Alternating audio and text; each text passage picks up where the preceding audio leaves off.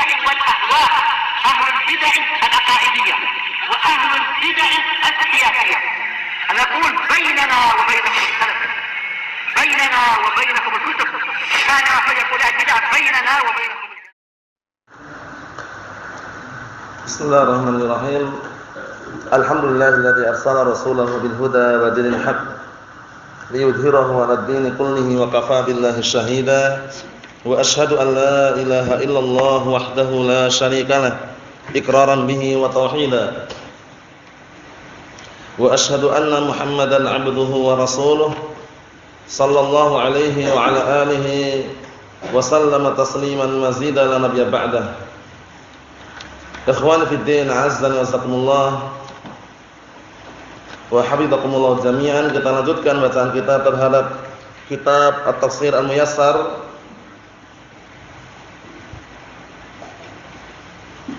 yang mana sekarang kita akan masuki penafsiran firman Allah Subhanahu wa taala ayat yang keempat dari surat Al-Maidah juz yang kelima, juz yang keenam. Ayat yang keempat ini menjelaskan kepada kita semuanya tentang Allah Subhanahu wa taala menghalalkan bagi kita semuanya makanan-makanan, minuman-minuman yang baik, yang bagus, bukan dari hasil curian, bukan dari hasil penipuan atau yang semisalnya. Dan juga menjelaskan kepada kita tentang diperbolehkannya kita menggunakan binatang buas untuk jadikan alat berburu, tapi dengan catatan dilatih terlebih dahulu sehingga dia terlatih ketika berburu dia akan menangkap mangsanya saja, dia tidak memakannya, hanya menangkap mangsanya. Kemudian ketika kita melepaskannya membaca bismillah, baik itu berupa anjing atau harimau atau burung elang atau rajawali atau yang semisalnya. Nanti akan disebutkan dalam tafsirannya. Kemudian juga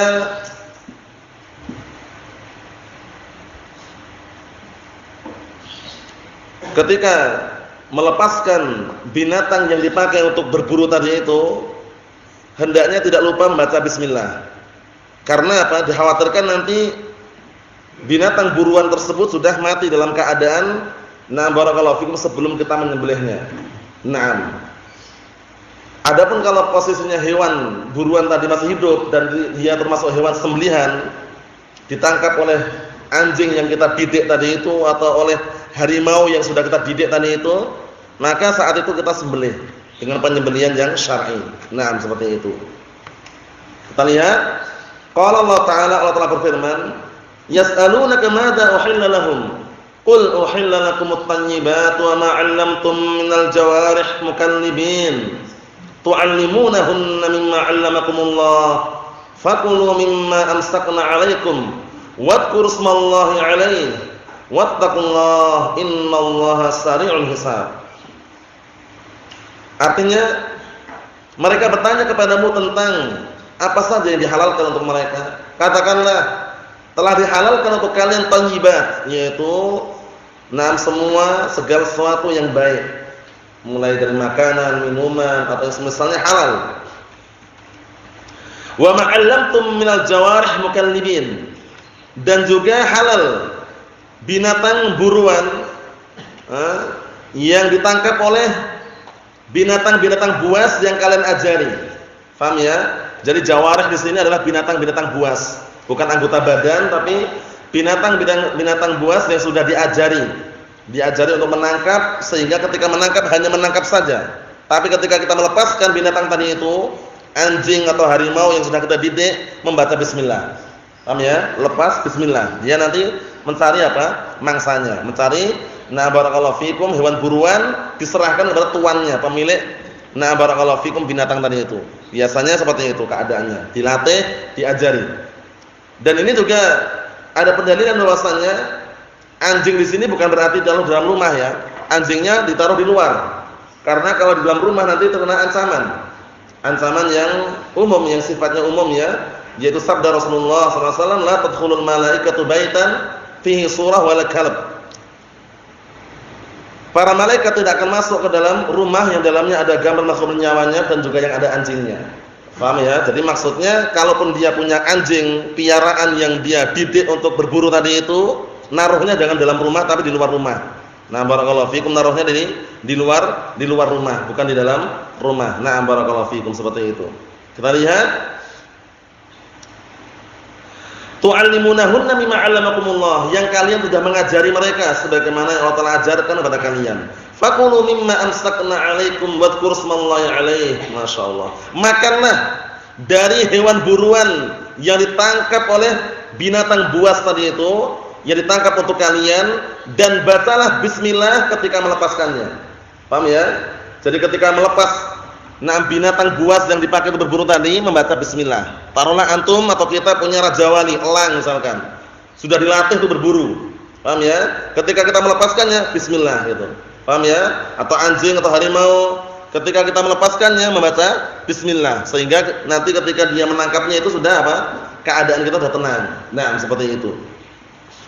Kemudian kita lihat berikutnya. Wattaqullah, dan bertakwalah kalian kepada Allah Ta'ala. Innallaha sari'ul hisab, sesungguhnya Allah Ta'ala zatnya maha cepat perhitungannya. Qala al-mufassirun athabahumullah, lihat tafsirannya itu, simak baik-baik barakallahu fikum. Yas'aluka ashabuka ayyuhan nabi, para sahabatmu bertanya kepadamu wahai nabi, madza uhilla lahum akluh, apa yang telah dihalalkan untuk mereka untuk barakallahu fikum memakannya. Qul lahum, katakanlah kepada mereka, uhilla lakumut thayyibat, dihalalkan untuk kalian semua perkara makanan minuman yang baik.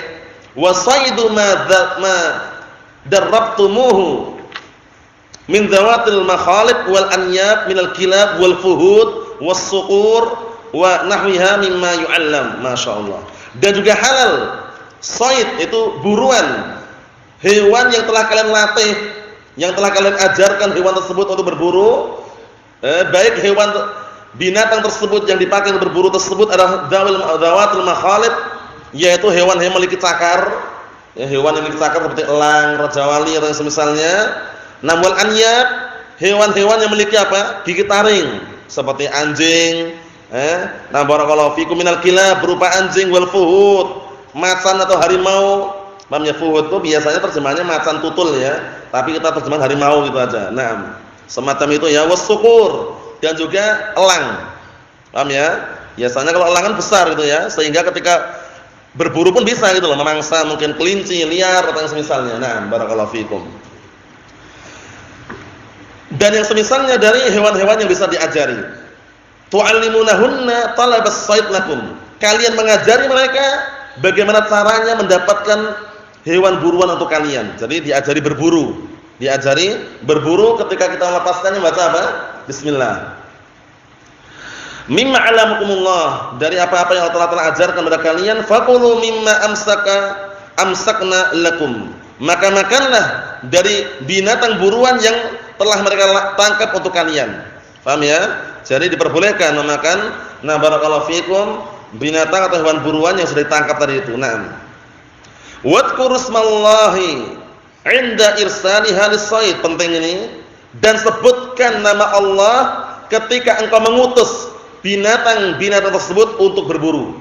Jadi ketika melepasnya jangan lupa bismillah. Paham ya? Karena biasanya kalau dari ajari itu hewan-hewan tadi hanya nangkap saja. Dia enggak akan memakan buruan yang sudah barakallahu fiikum diburu tadi, hanya menangkap mungkin digigit bagian lehernya, dibawa kepada pemilik barakallahu fiikum, pemilik binatang yang dilatih untuk berburu tadi itu. Paham ya? Nah, ketika kita melepasnya mengucapkan bismillah. Dikhawatirkan apa? Dikhawatirkan nanti barakallahu fiikum hewan tersebut apa? Ternyata membunuh hewan buruan tadi itu. Paham ya? Membunuh hewan buruan tadi itu. Tapi kalau ternyata posisi dibawa kepada kita, misalkan kita punya hewan yang dipakai berburu tadi, dibawa kepada kita posisinya masih hidup, sembelih kalau itu masuk hewan sesembelihan. Tapi kalau ternyata sudah mati, ketika kita masak, kemudian mau makan baca bismillah, selesai. Paham ya? Caranya gitu. Nah, kita lihat lagi.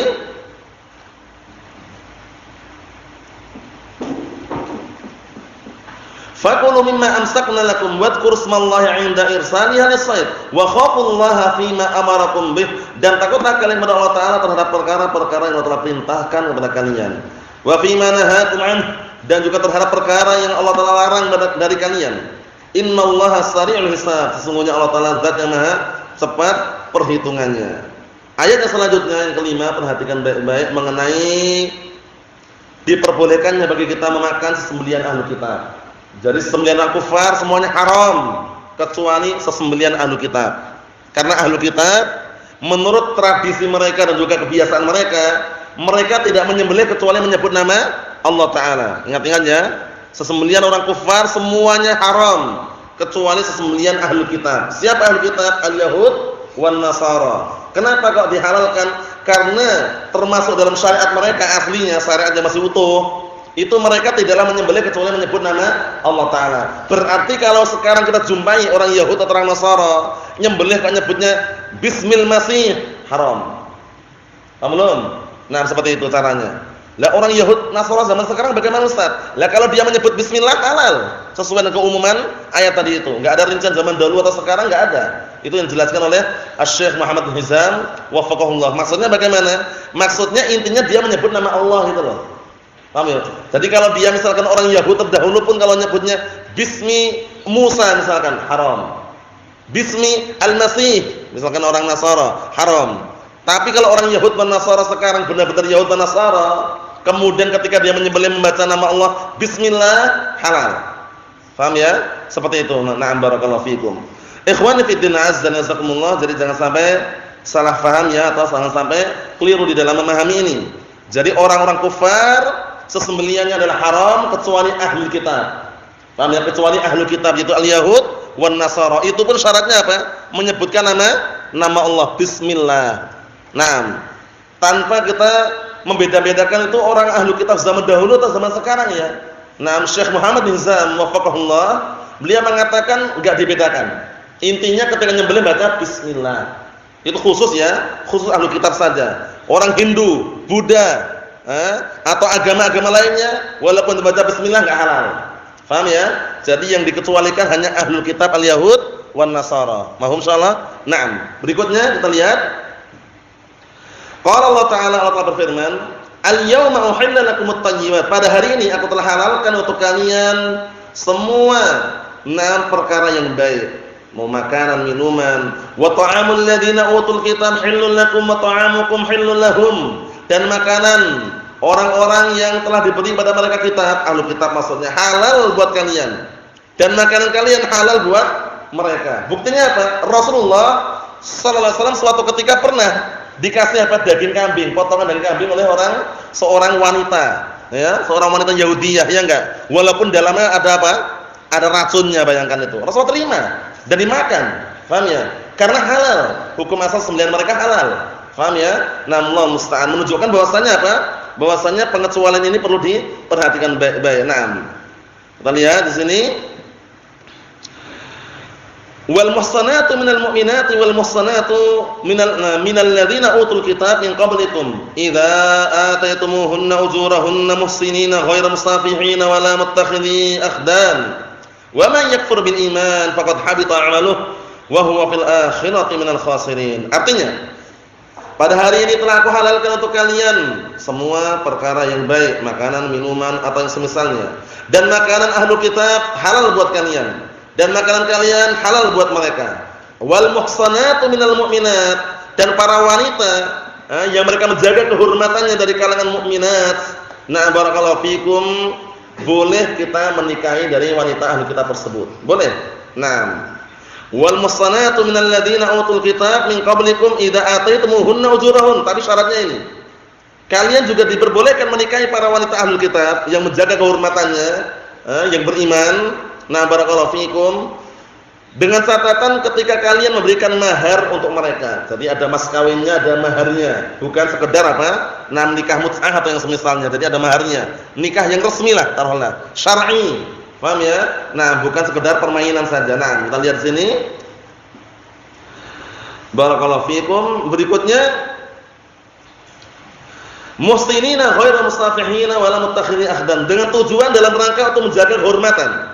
menjaga kehormatan dan bukan semata-mata ingin menjadikan para wanita tadi sebagai wanita simpanan.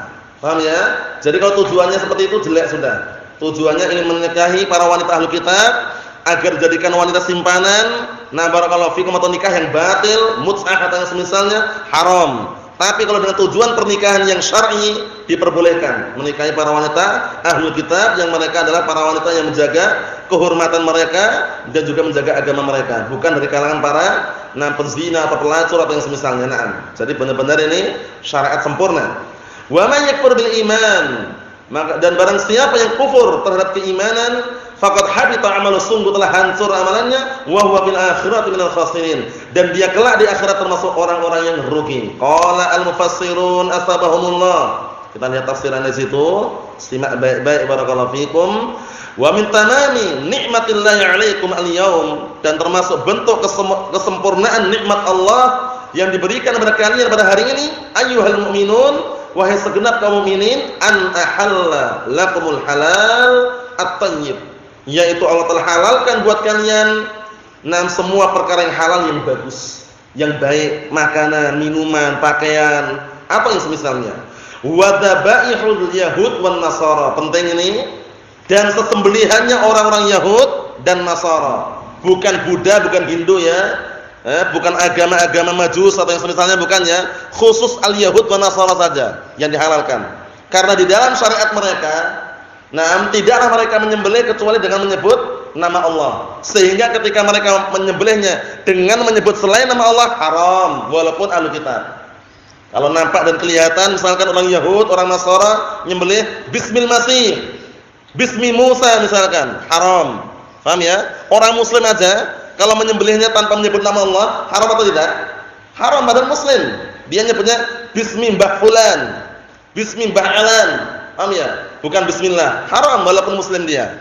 Faham maksudnya ya? Jadi syaratnya ini penting sekali, menyebut nama Allah Subhanahu wa taala. Naam. Kita lihat sini.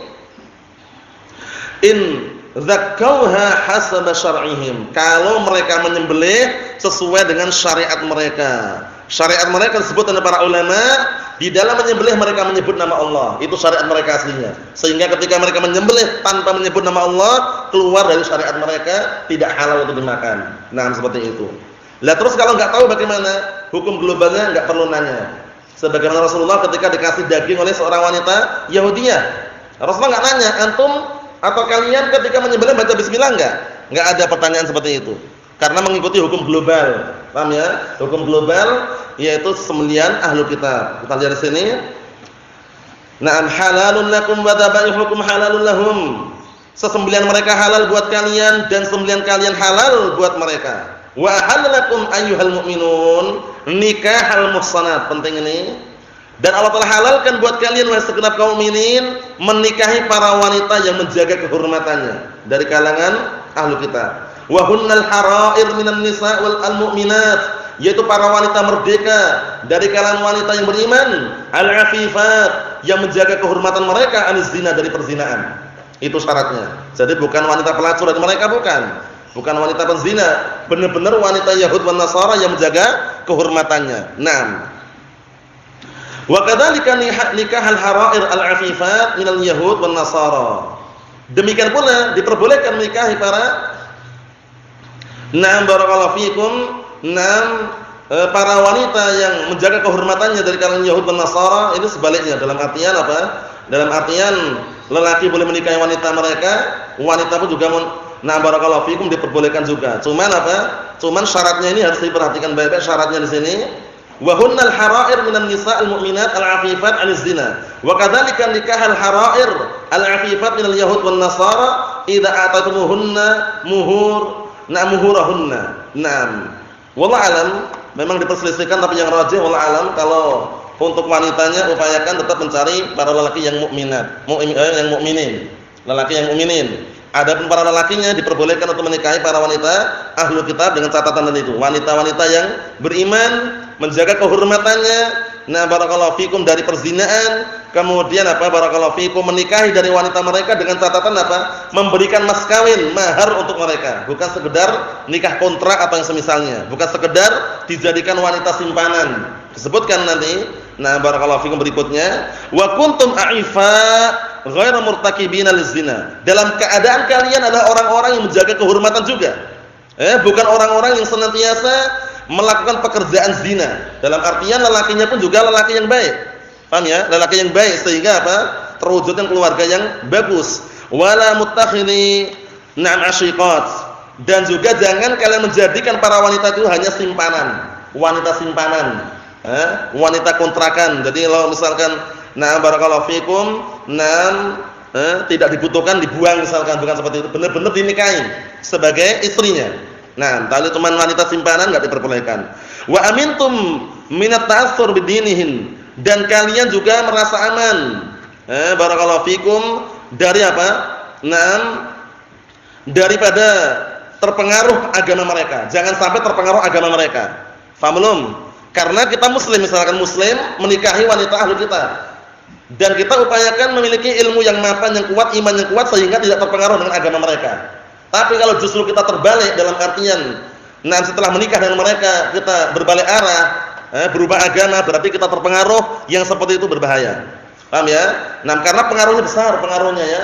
Barakallahu fikum, sampai-sampai para ulama aja di dalam masalah menikahkan anak dengan ahli bid'ah wad dhalal sangat berhati-hati. Karena bisa menimbulkan apa? Sumber terputusnya hubungan silaturahmi. Karena perbedaan agama, perbedaan manhaj, perbedaan apa? Prinsip di dalam beragama. Yaitu kalamnya siapa itu? Fudail Iyad rahimahullah, beliau mengatakan man zawaja ibnatahu min mutadi'in faqad qata'a rahimaha. Barang siapa yang menikahkan putrinya dengan ahli bid'ah wad dhalal, maka sungguh dia telah memutuskan hubungan silaturahmi. Dalam artian bagaimana? Ini aman daripada terpengaruh dengan agama mereka. Kalau enggak merasa aman bagaimana? Hati-hati. Barakallahu fiikum. Karena apa? Karena banyak kisah terdahulu dari kalangan para ulama yang dulunya ahli sunnah. Mungkin Anda pernah dengar ya. Barakallahu fiikum, Imran Hittan. Itu dulunya ahli sunnah. Dia ingin menikahi barakallahu sepupunya, anak perempuan tamannya, yang pemikirannya pemikiran apa? Pemikiran Khawarij. Bayangkan, ingin diubah, dibalik biar menjadi al-sunnah. Tapi malah yang terbalik yang Imran Hittan tadi itu. Terbalik akhirnya menjadi apa? Punya pemikiran Khawarij. Bayangkan, begitu dahsyatnya fitnah wanita. Ini penting sekali. Ikatan yang terakhir ini, syarat yang terakhir penting sekali. Wa amintum minat ta'assur bidinihin. Aman dari apa? Dari terpengaruh terhadap agama mereka. Kalau aman tafadhal, kalau enggak aman jangan. Wa man yajhad syara'il iman faqad batula 'amaluhu. Barang siapa yang mengingkari syariat-syariat keimanan, maka sungguh telah hancur amalannya, wa huwa yaumal qiyamah minal khasirin. Dan dia nanti kelak di hari kiamat termasuk orang-orang yang rugi, termasuk orang-orang yang rugi. Ikhwani fid din, azza wa jazakumullah wa hafizakumullah jami'an. Kita ambil satu lagi, ayat yang ke-6 mengenai pembahasan seputar wudu, tayammum, dan juga yang semisalnya. Qala Allah Ta'ala berfirman, perhatikan baik-baik ya. Ya ayyuhalladzina amanu idza qumtum ilas salati faghsilu wujuhakum wa aydiyakum ilal marafiq wamsahu bi ru'usikum wa arjulakum minal ka'bain. Wahai orang-orang yang beriman, apabila kalian hendak menegakkan salat, maka cucilah wajah-wajah kalian dan tangan-tangan kalian sampai siku. Wamsahu bi ru'usikum, dan usaplah kepala kalian. Untuk kepala bukan cuci, diusap. Usapnya berapa kali kemarin? Sekali saja. Enggak perlu diulang-ulang, sekali usap langsung satu paket dengan telinganya. Dimulai dari depan, kepala bagian depan ini ya, ke belakang gini sampai tengkuk ini, dikembalikan lagi ke depan. Nah, ini langsung dua jari ingat-ingat ini langsung masuk ke sini. Ini masuk ke dalam, ininya jempolannya nih ke punggung telinga. Ini jadi diputarkan gini, dah gitu. Sekali aja, enggak usah diulang-ulang. Paham ya? Jangan seperti orang-orang awam yang jauh dari ilmu. Mereka kalau wudu bagaimana? Gini kan? Ya kan? Pernah lihat, Pak? Ayo seperti itu. Gini-gini itu kurang tepat. Ngapain gini-gini? Paham ya? Jadi wudu secara syar'i disebutkan dalam kitab fikih, hadisnya sangat banyak sekali mengenai apa? Wudunya Nabi kita Muhammad sallallahu alaihi wa ala alihi wasallam. Jadi untuk kepala enggak mencuci tapi mengusap saja. Wa arjulakum minal ka'bain. Arjula yang dengan ma'tufnya itu bukan kepada ru'us tapi kepada wujuh. Jadi kalau kaki bukan mengusap tapi mencuci. Ada Syiah Rafidhah sebutkan dalam tafsiran mereka itu, Mereka membacanya apa? Wa arjuli, wa arjulikum. Sehingga kalau kaki cukup diusap katanya, enggak perlu dicuci. Itu keliru ya. Kalau kaki dicuci bukan diusap. Sehingga wa arjula ma'tufnya ke wujuha, bukan ke ru'us. Naam. Wa arjulakum minal ka'bain, dan juga mencuci kaki-kaki kalian sampai ke dua mata kaki. Wa in kuntum junuban fattahharu, jika kalian junub dalam keadaan janabah, nah mungkin sebabnya karena mimpi basah atau sebabnya karena berhubungan badan, sudah kita lewati pembahasannya dalam kitab fikih ya. Janabah itu ada dua kemungkinan, imma janabah karena mimpi basah, imma janabah karena berhubungan badan, fattahharu, maka bersucilah kalian. Nah, sudah kita lewati bersucinya pada asalnya dengan apa? Menggunakan apa bersucinya? Pada asalnya dengan apa? Dengan air. Nah, barakallahu fikum. Tapi kalau enggak ada air atau enggak mampu menggunakan air, dengan apa Husain? Dengan tayammum. Caranya sama persis, enggak usah bingung. Udah kita lewati kan tayammum untuk mandi besar sama tayammum ketika menggantikan wudu. Gerakannya kayak gitu sama. Paham ya? Cukup antum memukulkan kedua telapak tangan antum di tembok yang ada debunya atau tanah yang kering yang ada debunya. Setelah itu kalau terlalu tebal debunya, di pukul-pukulan seperti ini atau ditiup. Setelah itu antum mengusapkan apa? Nah, barakallahu fikum wajah, kemudian kedua telapak tangan, selesai. Diniatkan mandi janabah, selesai. Enggak perlu antum gulung-gulung ke tanah gitu, enggak perlu.